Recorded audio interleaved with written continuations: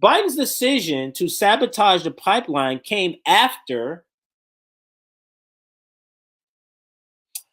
9 months of highly secret back and forth debate inside Washington's national security community about how to best achieve that goal.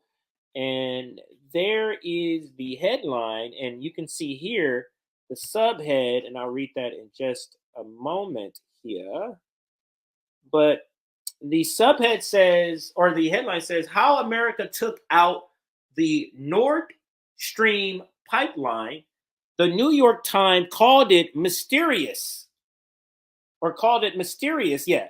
But the United States executed a covert sea operation that was kept secret until now. The now is cut off, but I know it says until now. So, and let's click on the Substack and bring that up and read a little bit of it. This is 10 hours old, and I can probably blow it up a little bit for the seeing impaired, me included. But let's read a little bit of it.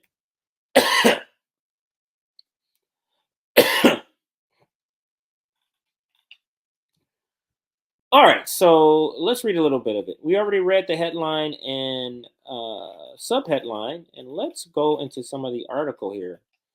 The U.S. Navy's Diving and Salvage Center can be found in a location as obscure as its name. Down what was once a country lane in rural Panama City, a now booming resort city in the southern western panhandle of Florida, 70 miles south of the Alabama border. The center's complex is as nondescript as its location, a drab concrete post-World War II structure that has the look of vocational high school on the west side of Chicago. A coin-operated laundromat and a dance school are across what is now a 4-lane road. And they're talking about the location of the U.S. Navy Diving and Salvage Center. And that's what he's describing. That's Seymour, the writer of this article. The center has been training highly skilled deep water divers for decades. Once assigned to American military units worldwide, are capable of technical diving to do the good using C4 explosives to clear harbors and beaches of debris and unexploded ordnance, as well as the bad, like blowing up the oil rigs. So basically, this group does good and bad, is what Seymour's pointing out. Fouling intake valves and undersea power plants, destroying locks on crucial shipping canals. The Panama Sea Center, which boasts the second largest indoor pool in America, was the perfect place to recruit the best and most taciturn. What is that? Taciturn and the most taciturn. I don't know what that is. I'm sure I'm saying that wrong. Graduates of the diving school who successfully did last summer what they had been authorized to do 260 feet under the surface of the Baltic Sea. Check this out here. 1 second, everybody.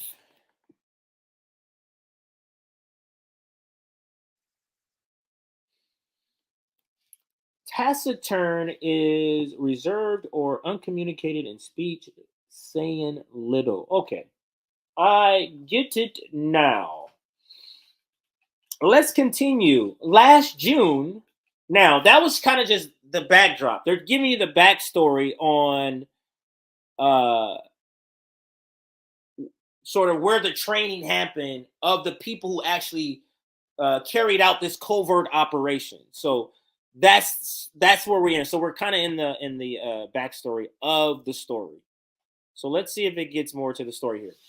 Last June, the Navy divers operating under the cover of widely publicized mid-summer NATO exercise known as Black Tops 22 or Ball Tops 22 planted the remotely triggered explosive that 3 months later destroyed 3 of the 4 Nord Stream pipelines, according to a source with direct knowledge of the operational planning. And I'm going to read that again because it gives the backdrop here of the training and the people, the skills that it would take. But then it jumps right into the planning of this, I guess you can say. And I'll read it again. Last June, the Navy divers operating under the cover of a widely publicized midsummer NATO exercise known as BALTOP 22 or Ball Tops 22 planted the remotely triggered explosives that 3 months later destroyed 3 of the 4 Nord Stream pipelines, according to a source with direct knowledge of the operational planning. 2 of the pipelines, which were known collectively as Nord Stream 1, has been providing Germany and much of Western Europe with cheap Russian natural gas for more than a decade. A second pair of pipelines called Nord Stream 2 had been built but were not yet operational. Now, with Russian troops massing on the Ukrainian border and the bloodiest war in Europe since 1945 looming, President Joe Biden saw the pipeline as a vehicle for Vladimir Putin to weaponize national gas for his political and territorial ambition. As for his comment, Adrian Watson, a White House spokesman, said in an email, quote, "This is fake and complete fiction." Tammy Thorpe, a spokesperson for the Central Intelligence Agency, similarly wrote, "This claim is completely and utterly false." Biden's decision to sabotage the pipeline came after more than 9 months of highly secret back and forth debate inside Washington's national security community about how to best achieve that goal.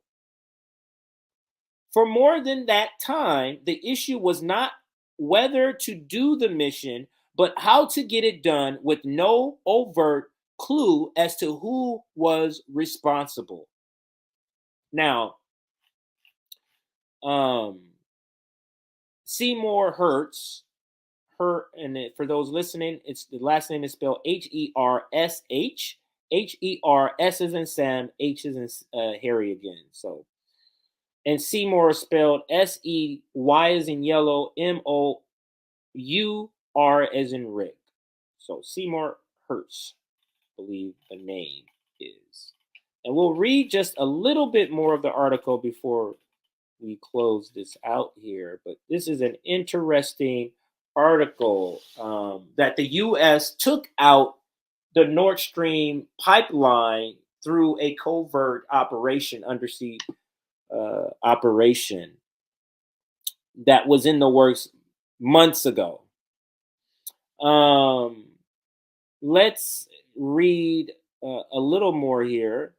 And because I do want you to go and read most of the rest of this on their, on their own, on your own, by going to their Substack. I'm not going to read all of it, but I am reading a good amount. So there was a vital bureaucratic reason for relying on the graduates of the center's hardcore diving school in Panama City.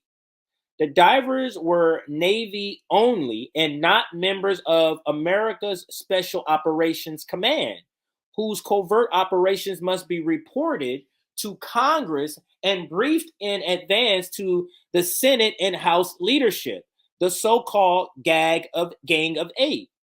The Biden administration was doing everything possible to avoid leaks as the planning took place late in 2021 and into the first months of 2022.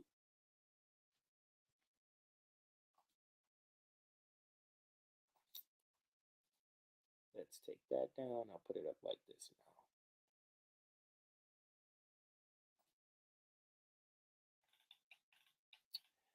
President Biden and his foreign policy team, National Security Advisor Jake Sullivan, Secretary of State Tony Blinken, and Victoria Nuland, three of some of the most terrible people, the Undersecretary of State for Policy, had been vocal and consistent in their hostility to the two pipelines, which ran side by side for 750 miles under the Baltic Sea from two different ports in northeastern Russia near the Estonian border, passing close to the Danish island of Bornholm before ending in northern Germany. The direct route, which bypassed any need to transit Ukraine, had been a boon for the German economy, which enjoyed an abundance of cheap Russian natural gas, enough to run its factories and heat in homes, while enabling German distributors to sell excess gas at a profit without Western Europe. Or I'm sorry, throughout Western Europe, not without, throughout Western Europe. Action that could be traced to the administration would violate U.S. promises to minimize direct conflict with Russia. Secrecy was essential. From its earliest days, Nord Stream 1 was seen by Washington and its anti Russian NATO partners as a threat to Western dominance. The holding company behind it, Nord Stream AG, was incorporated in Switzerland in 2005 in partnership with Gazprom, a publicly traded Russian company, producing enormous profits for shareholders, which is dominated by oligarchs known to be in the thralls of Putin. Gazprom controlled 51% of the company, with four European energy firms, one in France, one in the Netherlands, and two in Germany, sharing the remaining 49% of stock. Sharing the remaining 49% of the stock and having the right to control downstream sales of inexpensive natural gas to local distributors in Germany and Western Europe. So this is just more of the backstory of who owns it and the percentages and that. But this is the reason why the U.S. was against it.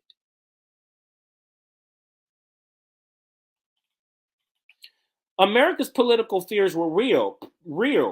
Putin would now have an additional and much needed major source of income, and Germany and the rest of Western Europe would become addicted to low-cost natural gas supplied by Russia while diminishing European reliance on America. In fact, that's exactly what happened. Many Germans saw Nord Stream 1 as part of the deliverance of former Chancellor Willy Brandt's famed Ostpolitik theory, which would enable post-war Germany to rehabilitate itself and other European nations destroyed in World War II by, among other initiatives, utilizing cheap Russian gas to fuel a prosperous Western European market and trading economy. And I think we're going to end it there. Go and read the rest of this article on your own. How America took out the Nord Stream pipeline